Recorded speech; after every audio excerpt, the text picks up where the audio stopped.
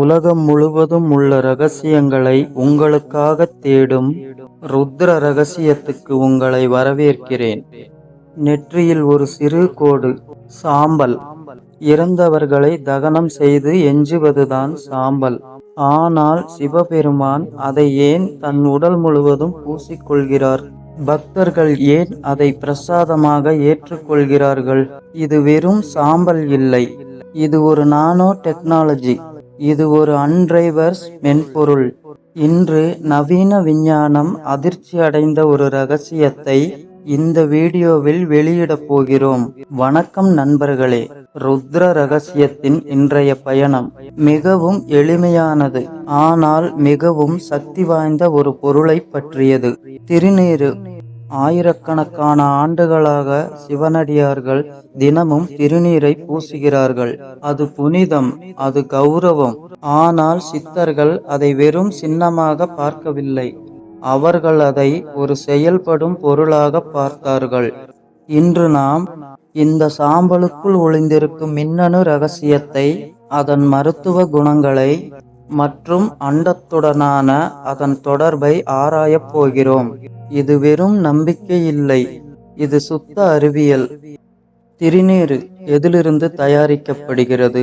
சுத்தமான சாணம், பால், நெய் மற்றும் சில மூலிகைகள். நவீன மனிதனுக்கு சாணம் என்பது அழுக்கு, ஆனால் சித்தர்களுக்கு அது ஒரு ஆன்டிசெப்டிக் களஞ்சியம்.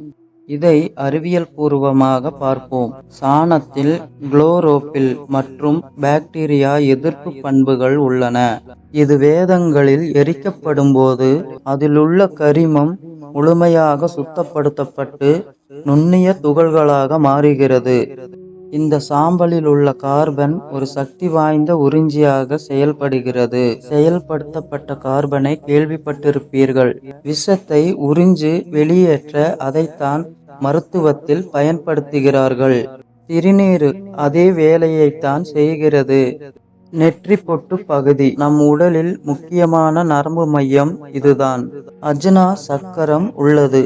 ஈரமான திருநீறு இங்கு பூசப்படும் போது அது குளிர்ச்சியை அளிக்கிறது. அதில் உள்ள கார்பன் மின்காந்த அலையை உறிஞ்சு மூளையை பாதுகாக்கிறது. தோல் மிகப்பெரிய உறிஞ்சும் உறுப்பு.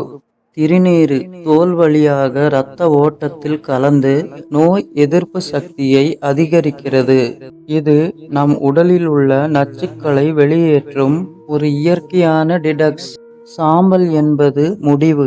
ஒரு உயிர், ஒரு பொருள் தீயில் எரிந்து முடிந்த பின் மிஞ்சுவதுதான் சாம்பல். ஆனால் சிவபெருமானுக்கு முடிவு என்பது ஒரு புதிய தொடக்கம். அண்டவியலில் இதுதான் உண்மை.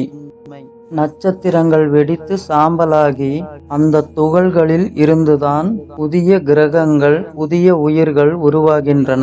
நம் உடலில் இருக்கும் இரும்பு அணு ஒரு இறந்த நட்சத்திரத்தின் சாம்பல்தான். அடுத்த முறை நீங்கள் திருநீறு பூசும்போது அது வெறும் சின்னமாக மட்டும் பார்க்காதீர்கள், அதில் ஒளிந்திருக்கும் விஞ்ஞானத்தை உணருங்கள். உங்கள் முன்னோர்களின் ஞானத்தை உணருங்கள். இது உங்களை காப்பதை உணருங்கள்.